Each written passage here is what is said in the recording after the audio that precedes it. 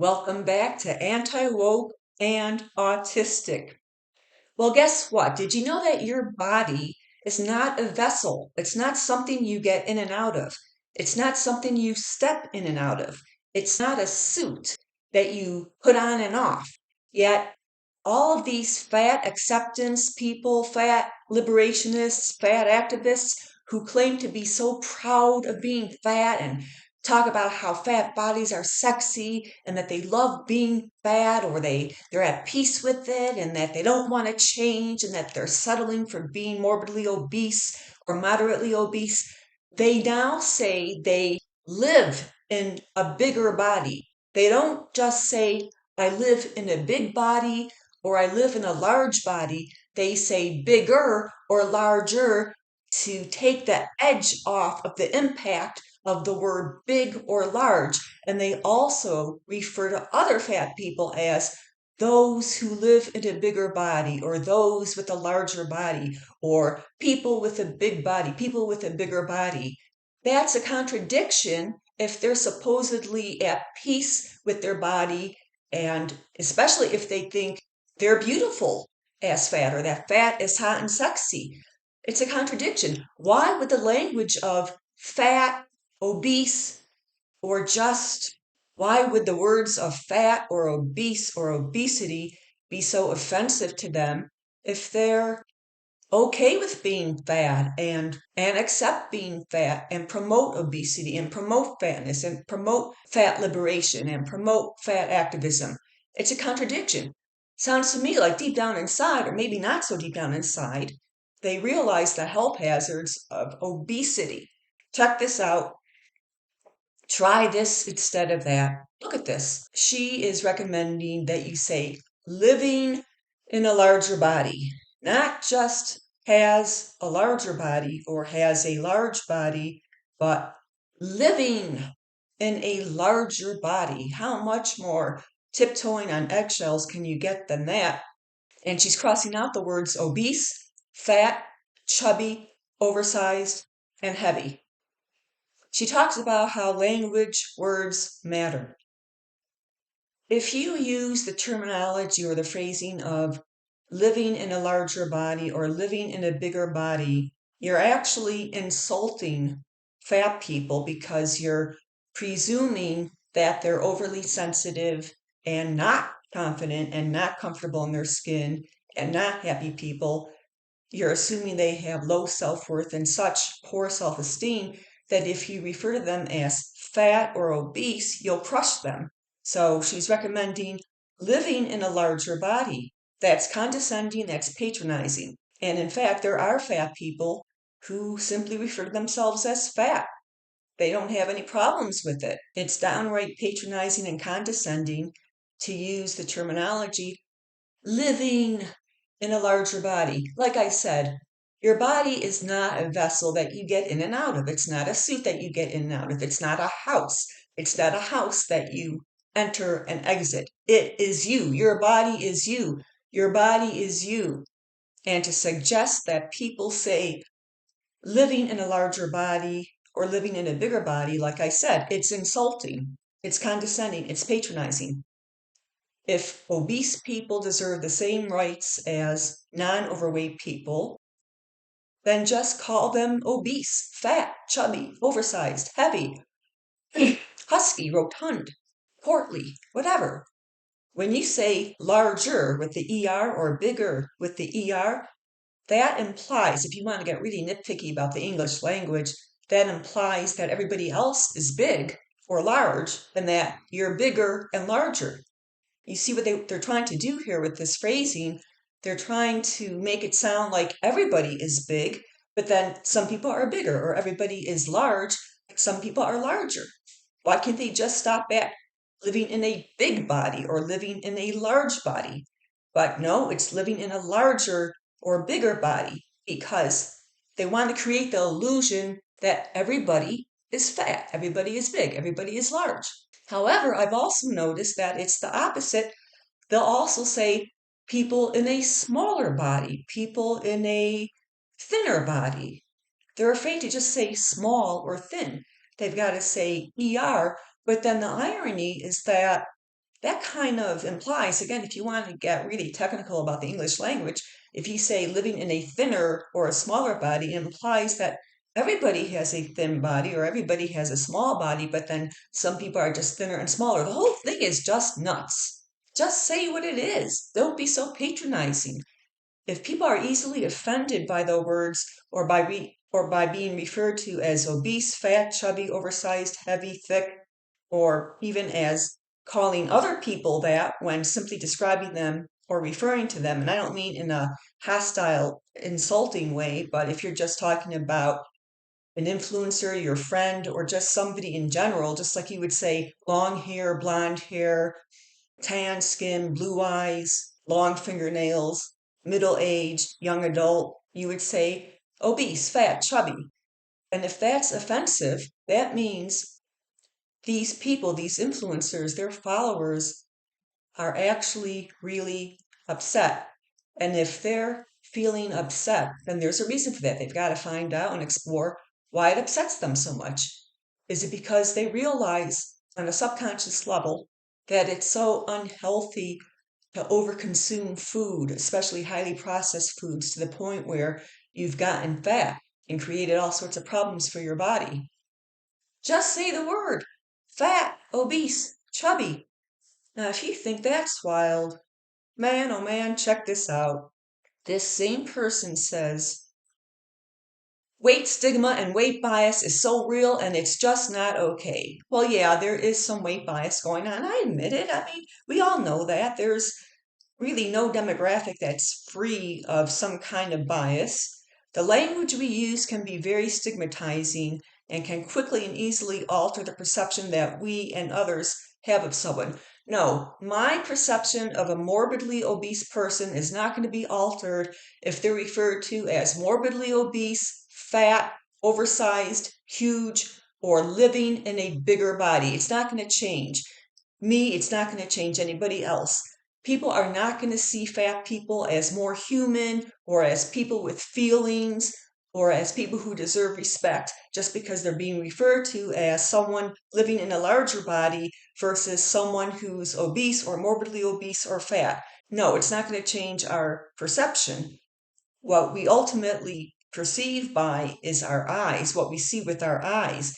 Then she goes on to say, challenging the fat phobic society we live in today starts with the small things like the language we choose to use. Again, altering the language in a way that makes it come across as patronizing and condescending, almost like you're talking to a child who's very overly sensitive, is not going to change the way people regard fat people. It's not going to reduce any fat bias or fat discrimination going on out there. In fact, if anything, it may make people view fat people as less than, as inferior, because we have to watch what words we say to refer to them.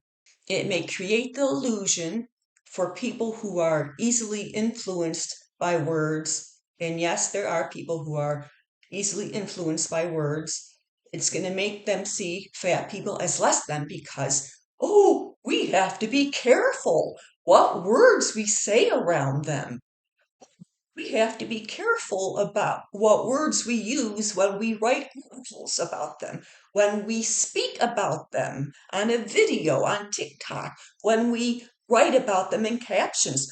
We got to be real careful about what words we use. We can't say fat, it's off limits. We can't say obese, it's off limits. Those are special words that only a few privileged people get to use. That whole mindset makes fat people come across as either privileged or less than. But it's not going to do anything. But it's not going to do anything to heighten acceptance of fat people. This is really over the top. Unless you're a medical professional who knows a person's entire health situation, you don't get to diagnose someone with obesity. Yep, I read that right. If I see somebody who's fat, my eyes are diagnosing it. I don't need medical training. I don't need a medical degree. I don't need to go to medical school to see that somebody's fat. I just can't believe that. I'm going to read it again. Unless you're a medical professional who knows a person's entire health situation, you don't get to diagnose someone with obesity. I don't need to know somebody's cholesterol panel or blood pressure numbers or what's going on inside the arteries of their heart or what's going on inside their liver or their kidneys or their pancreas or whatever to know that they're fat, because obesity is a physical appearance. It's a physical appearance. You can look at a dog and say that a dog is obese. You can look at a cat, house cat, and say that a cat is obese. You can look at a mouse and say that a mouse is obese. Does this person think that we also don't have the right to diagnose a mouse with obesity? Have you ever seen pictures of fat mice? Scientists do this research on obesity, and they genetically engineer mice to become really fat. And so there's a picture of a mouse, a regular mouse, next to a fat mouse. This person here is saying that I need to be a medical professional to say that this mouse over here is fat or this dog is fat. This person's out of her mind. Now, yes, I need a medical degree to diagnose somebody with, let's say, asthma or chronic heart failure or non-alcoholic fatty liver disease or anemia or diabetes. Those require special tests and interpretation, like a heart arrhythmia. You've got to be able to interpret an EKG to diagnose somebody with a heart arrhythmia. But obesity, you can just see that with your eyes. It's like, I don't need to have a degree in meteorology to know that it's raining and thundering and lightning. I don't need a degree in ornithology to know that there are birds flying in the sky. I don't need to be a veterinarian to know that a cat is sick because it keeps vomiting. Human beings have these things here. They're called eyes. And when we see somebody who's fat, we don't need to have special training or formal education to know what these things are seeing. She continues, obesity is a disease. Now that is interesting. There's many fat acceptance people, fat activists, who disagree with that. They would vehemently disagree with that. They're the first ones to say, you can be fat and healthy. The size of a person does not indicate their health. The weight of a person does not indicate their health. Yet, obesity is a disease completely contradicts that. So this person here is contradicting herself. Obesity is a disease. She says not everyone who is living in a larger body has ill health. Wait a second. If obesity is a disease, then in the next sentence she says, not everyone who is living in a larger body has ill health. How can both be true? If obesity is a disease, then it's not true that not everyone who is living in a larger body has ill health. That's a contradiction. In the vast majority of cases, and I don't need a medical degree to know this, it's just a fact. Just like it's a fact that rain comes from clouds. You don't need to be a meteorologist to know that rain comes from clouds.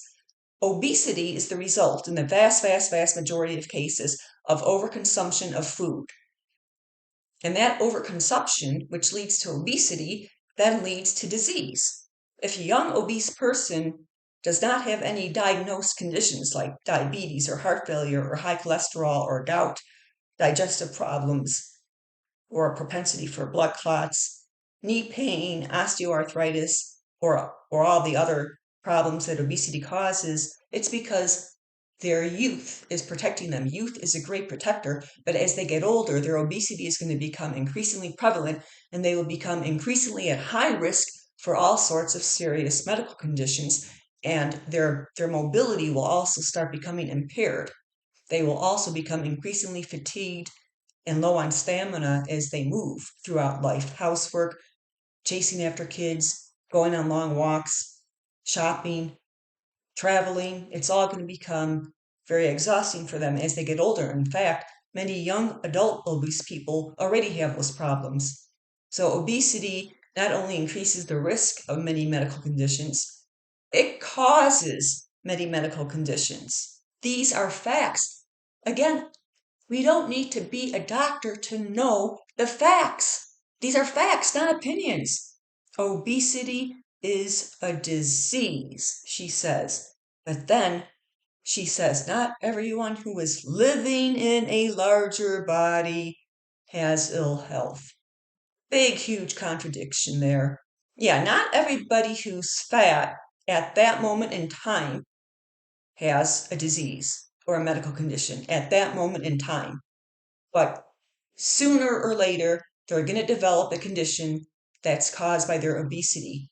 Now, there are conditions that obese people get that are caused by obesity that thinner people can get. Like, for instance, obesity damages the heart, but so does smoking. So a thin smoker can also have heart disease. But that's irrelevant. That's completely irrelevant. Don't even go there. It's a fact that obesity causes a ton of problems. As fat people get older, it's going to increasingly impair their mobility. Yes, some slender or straight size or non overweight people can have serious medical disorders, but those medical disorders are not caused by being straight size or non overweight or just a little bit on the slender side. Being too thin can cause a number of problems like infertility, brittle bones, but I'm not talking about being too thin or anorexic or just malnourished or very underweight. I'm just talking about being either on the slender, trim side or non overweight, or even a few pounds, like a few pounds heavy. Like if you're 5'4" and 138 pounds, it's okay if you're just a few pounds overweight, maybe even 5 or 10 pounds overweight. But I'm talking about obesity here. All obese people, all fat people, all heavy people, as far as being obese, which is at least 20% over your ideal weight, and morbid obesity is at least 100 pounds over your ideal weight, all of those individuals are in ill health because they have a dramatically increased risk of all sorts of diseases, including about a dozen cancers. How often do you see a really old person who's fat? You don't. And if you do, they're often using a walker, they have supplemental oxygen, they have difficulty getting around. Yeah, we also see straight size or slender old people having trouble getting around, but it's a fact that it's very, very, very rare to see a fat, especially morbidly obese person who looks like they're about 90, who's walking around without a walker, without supplemental oxygen. Not every person who's slender or straight size is healthy, but every single fat person is unhealthy. So just say the word fat, obese. But if you tiptoe on eggshells, living in a larger body, living in a bigger body, you're actually being insulting to fat people. Remember that. Have a good day.